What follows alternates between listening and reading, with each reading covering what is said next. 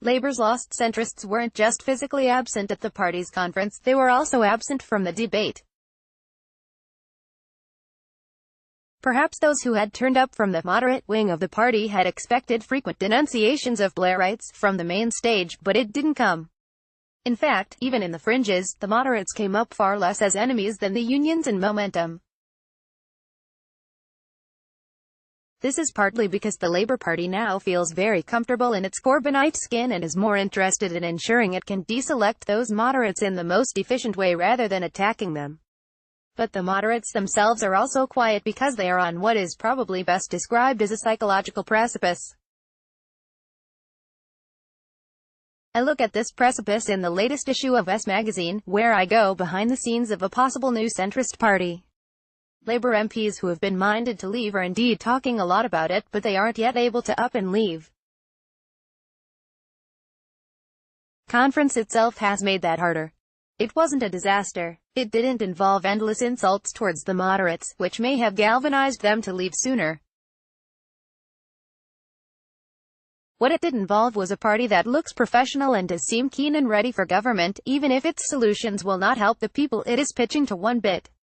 The moderates have made the shift from arguing that Corbyn just isn't good enough to win an election to now accepting that the bigger problem is that he would be bad for Britain if he became Prime Minister.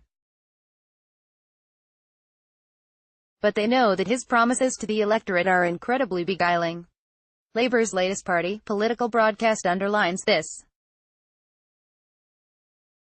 It is aimed at the voters I described last week who party strategists are particularly interested in, those who live in towns and feel left behind.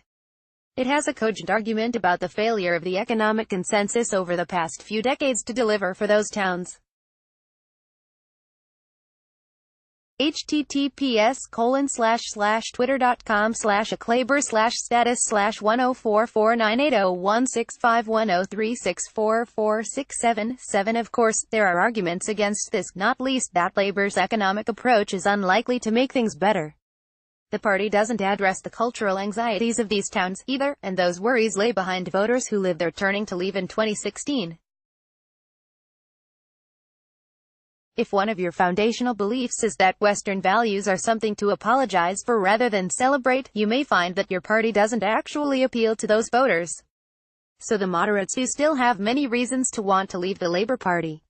The problem is that the narrative is now turning away from that party being a total disaster, and this means that anyone who does want to walk away may need to accept that there just isn't going to be perfect time to do so.